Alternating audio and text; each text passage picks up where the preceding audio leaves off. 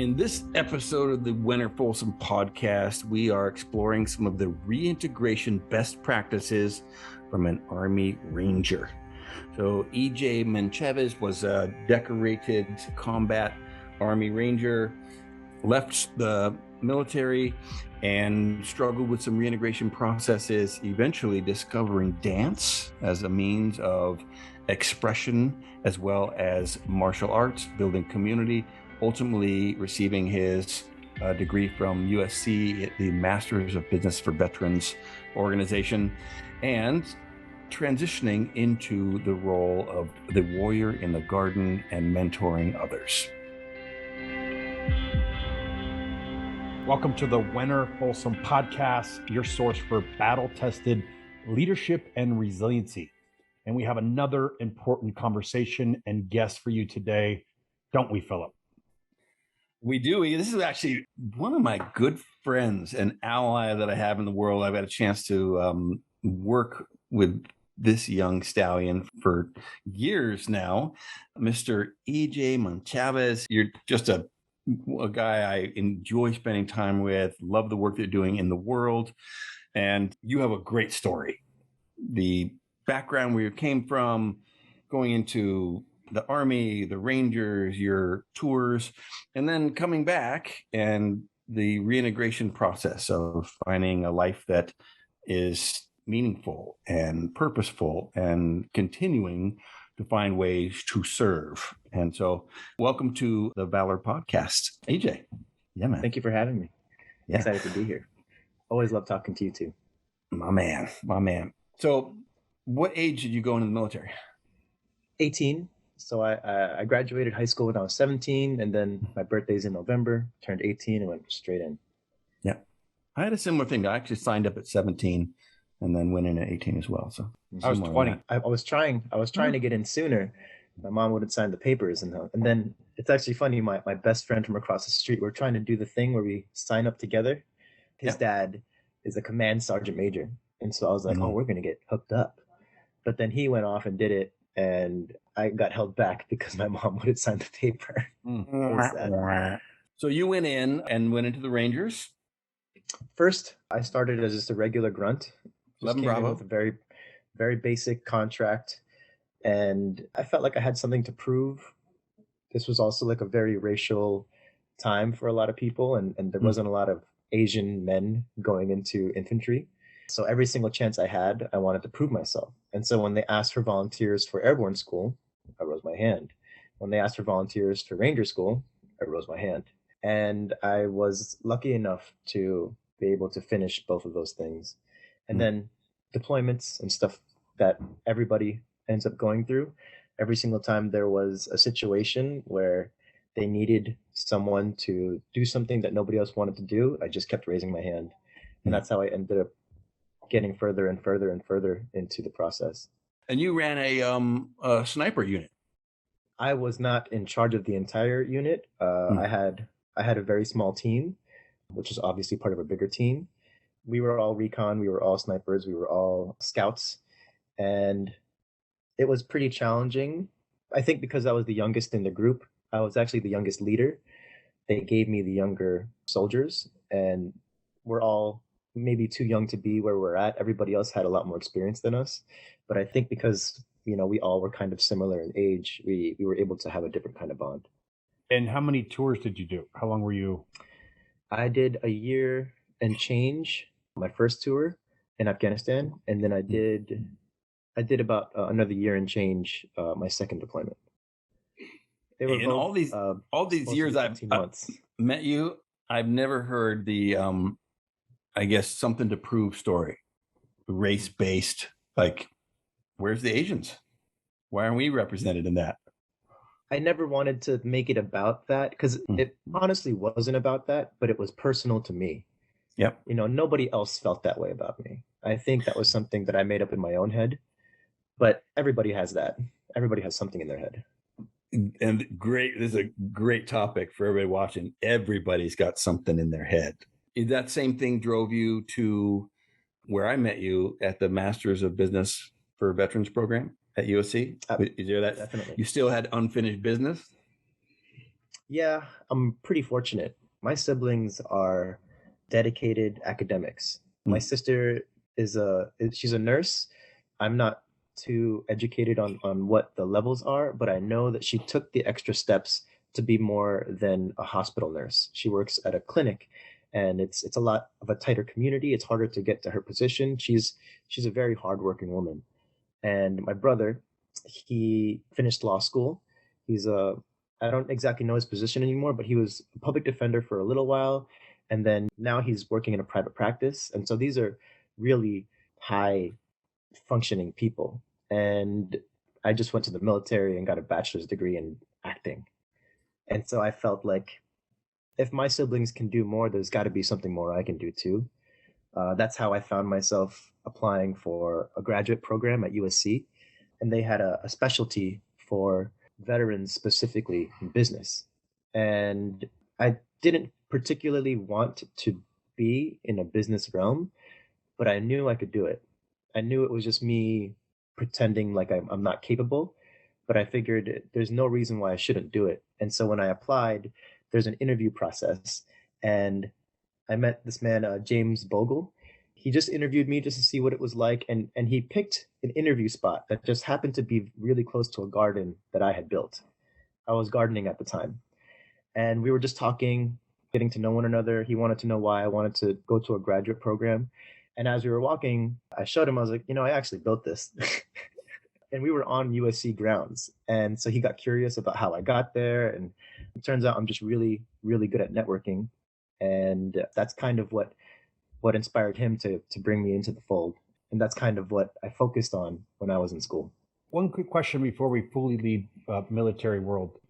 In the beginning, it sounds like you came in feeling the race conversation. I'm curious, after going through and joining that community, if that shifted, because that was one of the questions we also asked another guest that was a black man and said, hey, a lot of racial stuff happening in the black community. Did it change, with the men and women that you were with when you're now fighting and your life's on the line? Does that skin color dissolve, or did you still experience some of that in the community? I think the best way I can answer that question is when there's nothing going on, someone always finds something to do. And when there's absolutely nothing going on and we're all bored, some of the things we all used to do before the military creeps up back in. And some of those men, I don't regret meeting any of the people that I met. If we weren't there, I would never have been friends with a lot of these people. I don't think there's anything wrong with them. Everyone has their opinions. But some of the racial things that happened was because of what their experience was before the military. And when they would get bored, they would pull on some strings. We would all brag on each other. They would try to pull on my strings that were more racial. And I am a high performing person. There was maybe one or two people that were challenging to me physically and even intellectually. And so anytime one of these guys challenged me on a race card, it's very easily for me to sidestep and just go, you know, that might have hurt if you were actually good enough to challenge me. And so a lot That's of how you that win, stuff kept man. happening. That's how you win. Yeah, a lot of that stuff kept happening only when we were bored. But once work kind of started to pace higher and higher, every single one of those racial people were people that I was able to fully depend on. I really don't think that there was any bad people on, at least not on my unit and my team. I think it just happened because we were bored, and sometimes when we're bored, we do stupid things, and we're young. We're between 18 and 25 years old. Like there's not that much maturity there when we're bored. There was only a few times where it got pretty bad. When I first got into basic training, these are people straight off of the street, and this is 2006, 2007. They're pretty much taking everyone at this point, waivers or no waivers, people with criminal records, anywhere. And I don't judge anyone. I don't care if you have a criminal record. We're all here to do the same thing. I got into a fight with somebody. They called my friend the N word, and I tried to stop it because that made me feel a certain type of way. I got in between them, and somehow I got stabbed in the eye. No big deal. It didn't really create much damage. I was in the hospital for maybe a week. And that was like the worst thing that happened. I wore an eye patch for a little while. It was pretty funny. And I still finished. Nothing really bad happened. And the guy who did it, he apologized. He did. It's a really challenging time for people in that situation. And I really hated that guy for a while. But when we graduated, I kind of just let it go because there was some stuff I was dealing with too. And that's like at the hardest 3 months of my life at the time. As far as the racial card elsewhere, I think the biggest issue is that sometimes I would feel underrepresented, and so then I had to represent really hard. So you're referring to this, the larger unifying or power of alignment of a shared mission, shared values, a shared vision. That's what the military gives to all of us. And it's one of the reasons why it's so high performing as a culture. Share a little bit about what it was like to lose all that. I use the word lucky a lot because I don't understand how I was able to transition the way that I did. It's very challenging to get ripped away from a community. And the second I landed in California, I just took a walk. I dropped my bags in my apartment and I just took a walk. I didn't even look inside the apartment yet. As I was walking, I found a karate gym. I just I just looked inside and there was a really pretty girl at the front desk. She waved me over. She's like, "Here, come over here and check this out." I walk over and they're doing an open gym or open sparring. It's basically mixed martial arts. Very, very simple. No one's there to prove anything. Everyone kind of just looked like they were there for a workout. And, here I am, 24 years old, probably at the height of my physical fitness. I could probably run like 2 marathons if I wanted to at that moment. I walked in, everybody welcomed me, we started sparring, and that was the first community that I started to create as soon as I got out. And it was mixed gendered, mixed race, and for the most part, nobody cared about my background. They just wanted to train. There wasn't a lot of talking going on, but we all kept connecting more and more every single day. And so I spent a lot of my time just training in that space. And that was a really good community for me to be a part of. But it didn't really help. I didn't have anyone to like talk to. I didn't feel alone, but I did feel alone. And I didn't know who I could connect with a lot of the things that I was dealing with. I needed something to do because I had just finished being such a good doer. Like I'm so good at it. And I found myself alone at night, staying awake, I don't know, sometimes until sunrise, and then having to try to do it all over again the next day. And it stayed like that for a while. I made some friends, I made some relationships, and I found that a lot of those people kept getting hurt because I didn't know how to engage. I didn't know how to be someone's friend. I kind of kept trying to create another team. And then when I couldn't rely on someone, they would hear from me and I would be very upset about it.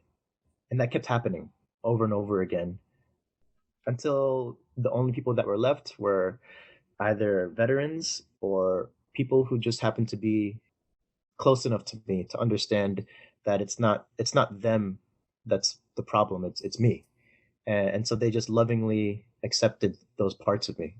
And some of those friends are still here today, which I'm really thankful for, but there's not a lot of them. Yep. It was a time where I just kept pushing people away every single day.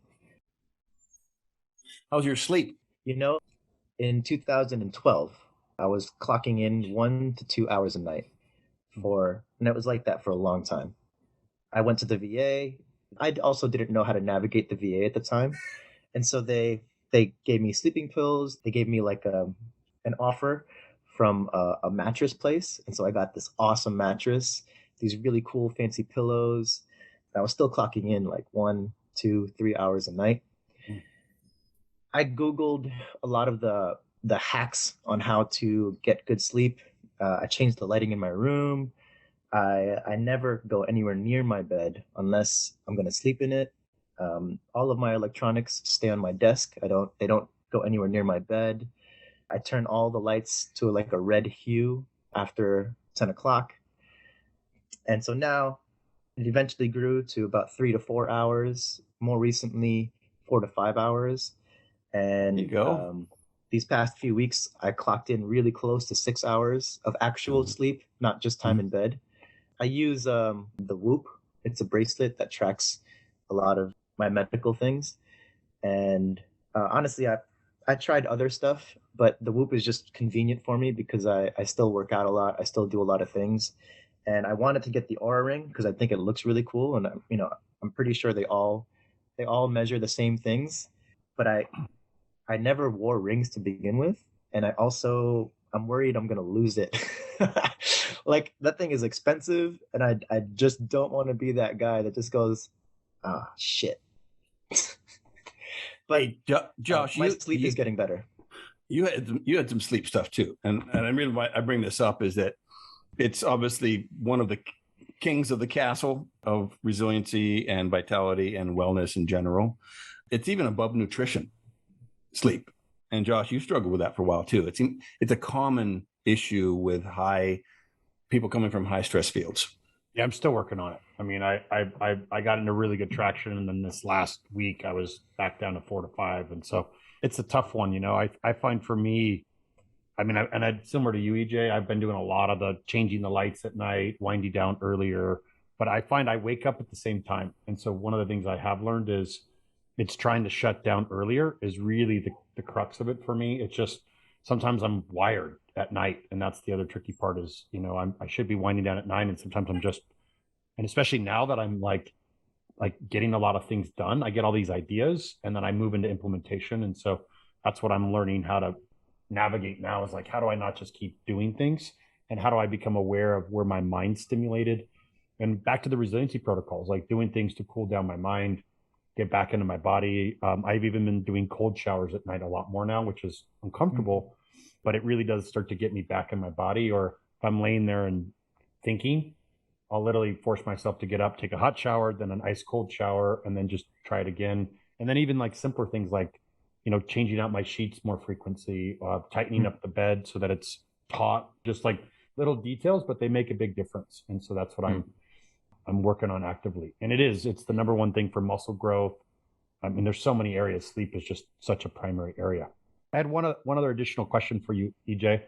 So of all the training you got, I mean, they weaponized you. I mean, airborne, ranger, sniper, like all the different training you got. And then you went on multiple tours. How much training did you receive to cope with what you dealt with? Like they weaponized you to handle the mission. How much training and tools, and like did they actually train you how to cope and deal with what you took on and what you did to serve that mission? How much reintegration did they give you to say, okay, here's how you deal with this when you come back and reintegrate back into life? I remember very distinctly that as I was exiting, there was a lot of untested waters on how to exit. And so they had a lot of these civilian groups offer help. And I think because of the conditions I was trained in, I didn't want to go through those things. And so there were offers. There was definitely people who wanted to do something and help, but I wasn't ready to receive those as they were all voluntary and they were all untested, and none of them were mandatory trainings. None of them were like, hey, you have to go through this. And then the things that were mandatory were simple questions like, hey, do you feel like killing yourself? Do you own this? Do you do that? Or they were very just like straight on. And Diagnostic. I was very much just like, nah, no, I'm good. And they're like, okay, check the boxes, you're good to go. I remember there were offers. I just don't think that as a trigger puller, I want to go through that in those moments. And so I definitely own some of that. There were definitely programs available. I just chose not to be a part of it because I wasn't ready for it, and I didn't want to lose that part of me that was able to do the things I could do. And I think that was my fear, was that I would turn soft. And I didn't want to be soft. Mm. And Healthy, you like, mean? yeah, and it sounds like the framing to you was untested civilian experimental groups. It wasn't hey, this is how you get back to life again now that you're here, and keep your power and keep your, like, the framing that it was conveyed. And I, just from all the people I've talked to, some of the, I know some really high prior rangers, a lot of the reintegration is trying to teach you how to function. It's not necessarily resiliency focused. It's more, how do you communicate? How do you get a job? They're more logistical, tactical things that's pretty available now. They call it, I think, like leadership, or they even call some of it resiliency, but it's more, even the Wounded Warrior program, which I was just doing a disabled veteran training currently out at Camp Pendleton. He said they have some thing where you stand on, and it trying to get your balance, because sometimes your balance can be off, and that's what it does. But they still don't have frameworks to make sense of what's happening and how you reintegrate back, and resiliency protocol, and there's just still a big gap there. So again, you came out at what time? I got out 2012. 2012. Got it. So, hey, we're a decade later and still no proper training to cope and deal. Hey, we thank you for listening to the Wenner Folsom podcast. Just a couple quick notes. First, if you are a man and you're looking for an honorable and inspiring group of men to hold you accountable and challenge you to grow in your relationships, your fitness, your career, your finances, and your life, go to www.k4men.com. And if you are a veteran, first responder, or man or woman who deals with trauma, and you're looking for some resiliency tools and skills for you, your team, or your organization, go to valorresiliency.com. Hope to see you there. Back to the podcast. And, one of the core pillars at Valor is that we've researched warrior-based cultures. And number one, every single culture historically and across every geographical area has always had warriors, who are the men and women who are willing to do the hard things that others won't. And they have always had ways to reintegrate them 100%. It's a survival protocol for the tribe, is that you need to bring these men and women back, that you have to. Otherwise, the tribe suffers and falls apart. We cannot do without them. So we have to find ways to be able to, whether you call it a vision quest or whatever the cultural language is, there has always been ways. And, even in World War II, you see the 3-month boat ride back. That's a reintegration process. And you're there with your battle buddies, processing through all of the trauma so that you can then bridge across into the next phase of your life, whatever that is. And you're then welcomed by the collective community with parades and the yellow ribbons around the oak trees. And so you're reintegrated back into it. It is a collective shared trauma process. I mean, and we did that organically in World War II, and it came to a screeching halt in Vietnam, where you were shunned when you got back. You got back via a plane ride. It was immediate. And then we see the train wreck of, all the PTS collateral damage afterwards. And it doesn't seem like we're doing a radically better job. And I definitely, sorry. I've heard you speak about dealing with like civilian therapists, for example, and it's tough. I definitely agree with a lot of that. And I think the part that I really connect to is that the community doesn't know how to receive us anymore. I don't want to blame them. It's just that they just don't know. And that's one of the biggest reasons why I moved out of New York City, where my entire family is located. When I got back, I felt like I couldn't be around them, because I was a completely different person than the one that they knew. And I was afraid of them getting to know that new version of me. I wanted them to remember me as the fun, clownish type of person that I was before the military, and not the person that I became. And it was very clear. I had a conversation with my brother. So we had lunch with one of his friends, and his friend is a therapist. And she told him that I was showing a lot of the signs of PTSD. My brother and I are as close as we can possibly get. We're very, very open about a lot of our stuff. And when he told me that she said that, it was only maybe a few years ago that he told me this. And I was like, wow, I had no idea. And he said he had no idea what he could do about it. He went from being my big brother, who always knew how to be and what to do around me, to going, crap, I don't know how to deal with this guy anymore. And so I think that's like a big thing that we could, try to usher in, is teaching the community on how to receive veterans again. I think that would be really helpful if my family knew how to welcome me when I came home, instead of me feeling like I need to run away from them. I think that would be a big thing. And then to talk about the therapists, I tried going to civilian therapists in 2013 and 14, and it's a little challenging when I'm very perceptive. It's very easy for me to recognize patterns. And when I'm saying something, it's very easy for me to tell when the person who's listening gets uncomfortable. And I don't want to cause discomfort for anyone. And so if I'm talking to a therapist and I can see their body get uncomfortable because of my own story, then it gets difficult for me to want to communicate the rest of it. And I don't think that there's anything wrong with a civilian therapist, but if they are inexperienced in some of the traumas that I've been through, I just don't want to put anybody through that. It's not their fault. It's just that they don't know.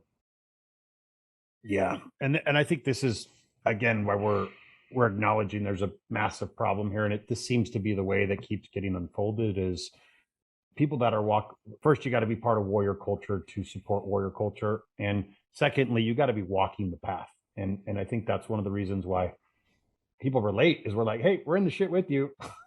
So we relate to what you're going through, because if we don't do our protocol, we auger off back into the dirt. And so we're not speaking from, that's why we even call this battle tested, is we're testing it on ourselves and the other people we're working with to say, is it working? And if not, let's find a better solution. And so when it works and we're able to get a result and actually come back to life again, we're like, oh, this works. And I think it's outside the current realms of, I think we're now looking like, how do we use now science to back up what we're doing? Because we're seeing results, and the methodologies, making them very simple to relate to and understand, that are not this big theory-based doctor speaking to you that can't relate, or a civilian that tries to help because they care, but they're so traumatized by listening to the story, they just can't relate, versus warrior culture who's walking with you, who's applying it and walking through the abyss with you. That's like, hey, come, I'll walk through it with you. I know how to get through this. I know where you're going. I know how to, and I can be compassionate with you because I'm compassionate with myself. And so I think that's where we're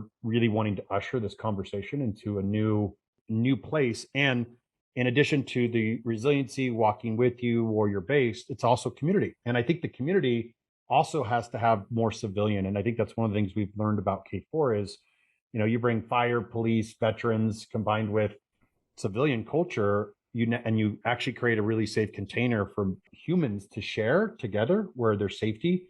And now you start to get seen. You're like, oh, right? Like the civilians start to welcome you back because they get it. Because a lot of times, even especially special forces, sometimes you even sign contracts saying, I can't even disclose what I did. I went and, fought to protect my country. And now I can't even tell a soul what I did. So there's no witnessing, there's no recognition.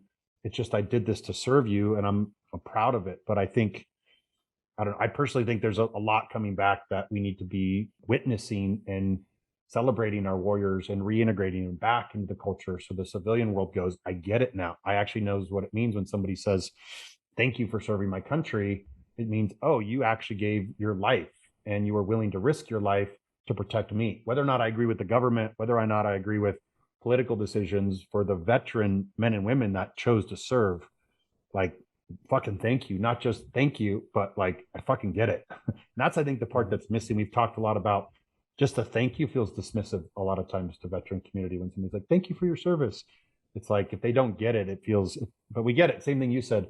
They don't get it. They have literally no clue. So they're trying their best without any awareness, because we protected the civilian culture from what actually happens. So it's a interesting times. I guess one other question is, you naturally found your way into martial arts, which is a form of resiliency, right? Like a really powerful way of, especially like warrior culture.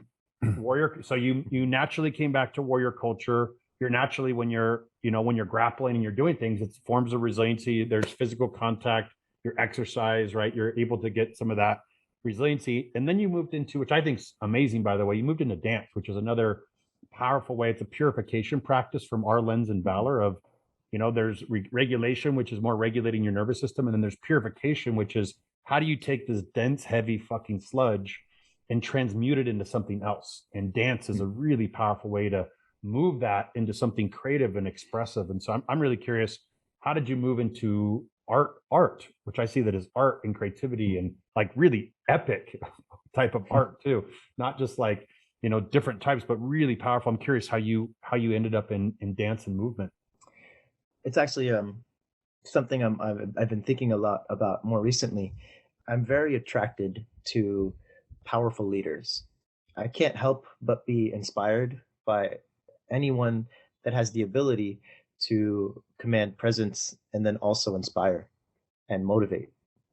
I was at Santa Monica College, just studying, getting my general educations in so that I can transfer to USC.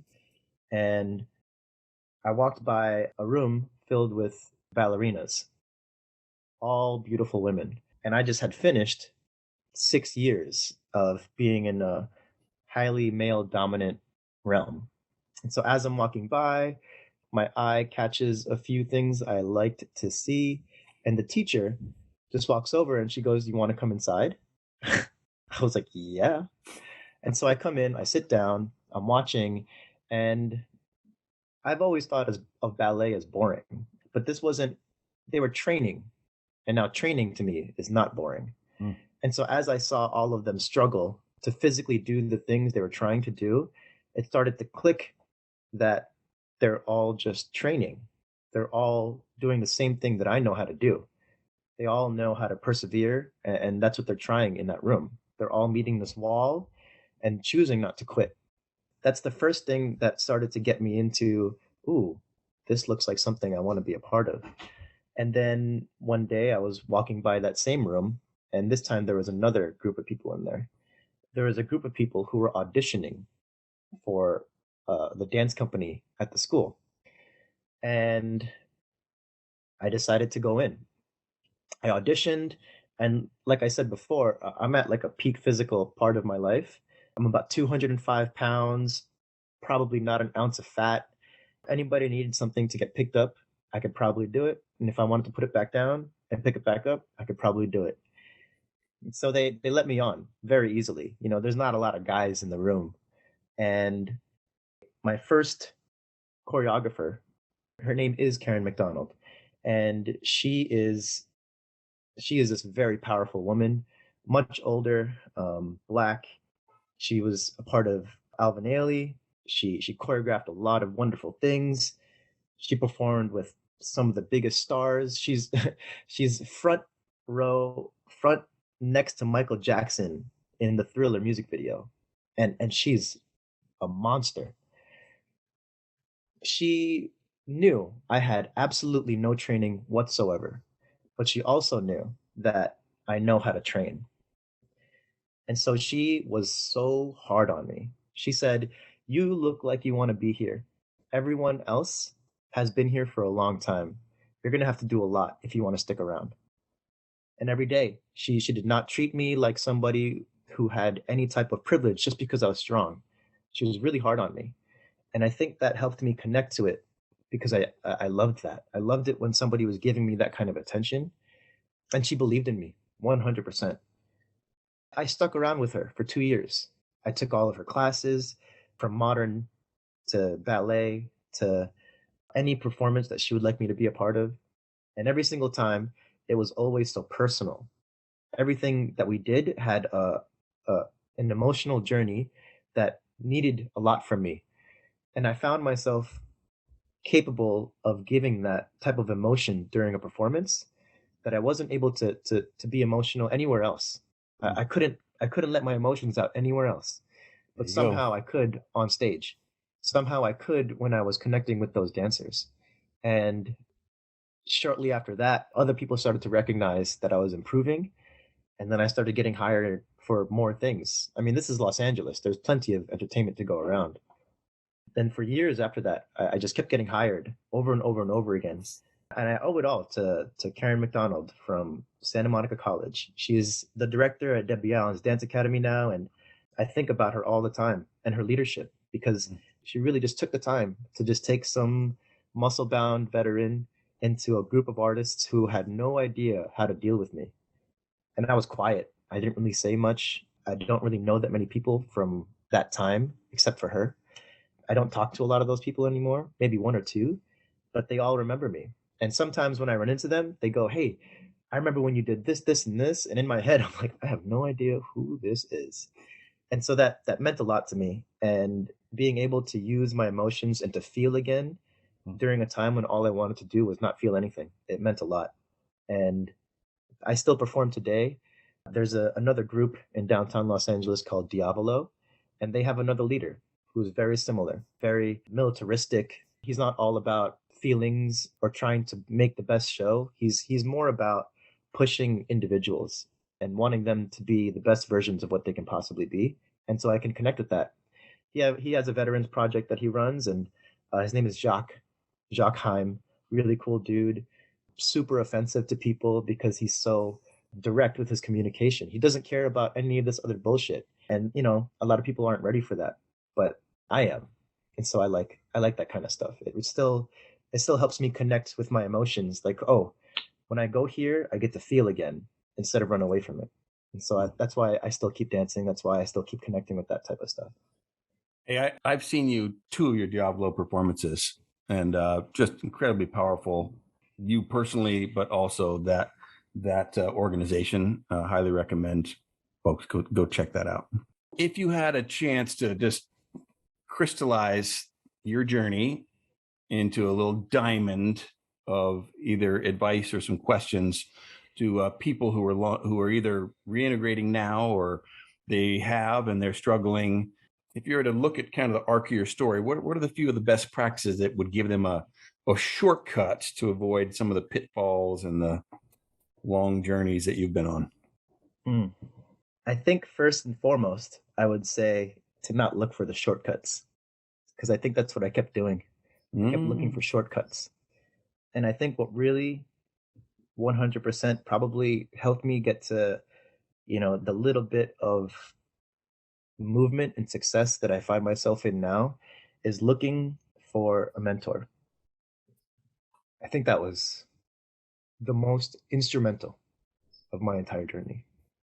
You're an important person in people's communities too. Mhm. That's you organically create and join communities. That may have been one of your salvations as well. Yeah, I mean, I do want to connect and be a part of stuff. The biggest challenge that I have is that there's many times throughout my day where I just don't want to be here anymore. And suicide is rampant, and I'm trying not to be one of those numbers, but that's what I deal with. And like I said, if it wasn't for some of the people who take the time out of their day to connect with me and mentor me and remind me that there's more for me to do, there's more for me to serve, because that seems to be something I want to keep doing. If it wasn't for a lot of that, I think it would be very challenging for me to keep going forward.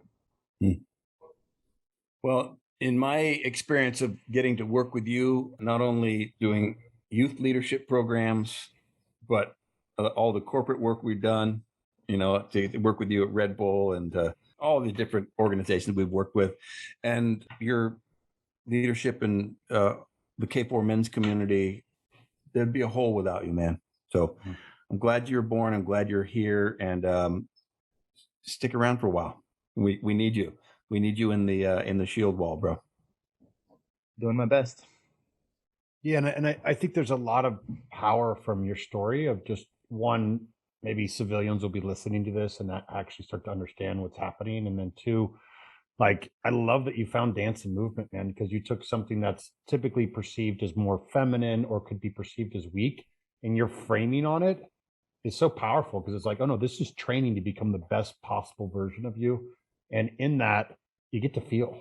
And I think that's a big part of that too, because that's a big part of what happens in trauma is we get disconnected from our body because that's how we cope, right? We cope from staying on mission and disassociating. And so reconnecting here starts to bring us back online. It's just a little bit of a messy journey going through that and having a place to transmute that on a regular basis.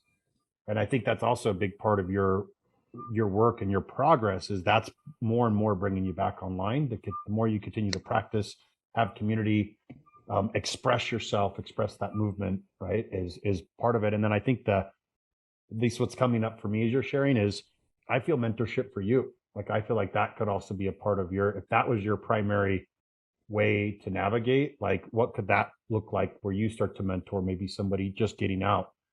That could be another powerful service and mission role of like, oh wow, because a lot of times it's transmuting our pain into purpose, and somebody else that's in the same pain that now you start to go, oh, there's meaning here, right? It's like, oh wait, maybe this happened so that I could serve them and help show them the same route that I found. Maybe it's a younger version of you, and you relate to them and they're open and excited to learn and just need a little direction. And now it becomes you now step into that same role that has been happening for you to someone, which creates a whole nother level of mission and purpose. So just an invitation there. I don't know if that resonates, but I was feeling that really strong as you were talking, like, wow, if that's been your primary piece, what could that look like? To have somebody coming out that you take under your wing and help kind of craft and mold them and challenge the shit out of them, to become better. And so that just came up pretty strongly as we were talking. But I feel the same way, man. You're such an asset and an ally and just an amazing man and human, man. I'm grateful to have you as a brother, as an ally. And you have this really loving nature. And Philip and I have talked about this with some of the, like the deadliest humans on the planet are usually the most gentle, loving humans because they don't have anything to prove because they can, all the black belts and high level octane special forces guys we find are all very similar of just loving humans because you've seen in some instances the worst of what humanity can be. So you really represent that warrior in the garden. Like, hey, and that's even what I see as the dance and the movement is like, you're like, I get to be here for a little while and softening into that because you can handle the hard shit all day long. So I think you are an example of what Philip and I talk about is that man in full, right? Continually man in full is I can handle my shit and I can protect and provide. And you're just learning the other side of that, right? Like how do I come back to life and feel again? So really grateful for you, brother. Thank you. Thank you for your service. Welcome home. Yeah. Welcome home, baby. Welcome home. You mentioned the mentoring thing, and that's something that keeps coming up a lot lately. And I've been noticing there's a story with one of the wolves at Apex about how Thor just did not want to become the alpha, but turns out he's the one that everybody needed to become the alpha. And I've been noticing lately people reaching out to me for guidance, and I'm like, fuck, I don't want to be that for someone because I'm afraid I'll do it wrong or I'm afraid I'm going to mess it up. But constantly, I would say on a daily basis now, people have been asking that of me, and I keep turning it down the best I can. But I know it's something that I'm slowly moving into. And so I really appreciate you encouraging me because I think that's probably something that I'm going to be doing really soon now. Fate guides those who will, and those who won't, she drags. You can only avoid it for so long, bro. Mm-hmm. So a challenge for today, what would be a good challenge? Somebody's listening. I really liked the reframe from thank you for your service to welcome home. That feels like a solid reframe on acknowledging a veteran. I would also say one potential challenge could be whether you're a veteran or not, start a conversation if you find out somebody's a veteran and ask questions and get to know them, welcome them home and get to know them. Who are they? Make them feel at home. That could be one potential challenge. Any other ones that come up for either you, Ejay, or Philip? We always leave with the challenge as we end. I think I've been getting to the point now where I'm open to talk about my experience, and I don't necessarily mind people asking me about it anymore. And I think eventually veterans can get to that point. And so I would challenge my civilian friends to either ask me or someone they know that's a veteran that might have gone through something and see if they're open to talk about it. Because I'm definitely more open now, and every single time someone genuinely and authentically wants to know about it, not because they're curious, but more because they want something to they want to feel more connected to me. Don't be afraid to ask anymore. If there's trust, if we trust each other, I know you're not trying to hurt me when you ask me about my experience. And if we're best friends, then you're probably allowed to know about it too. Right on. Well, from one battle-tested warrior to the others, it's been an absolute honor, Ejay, to have you on this Wenner Folsom podcast, and it's a blessing to have you in our community. And stay battle-tested, everyone. Awesome. Thank you.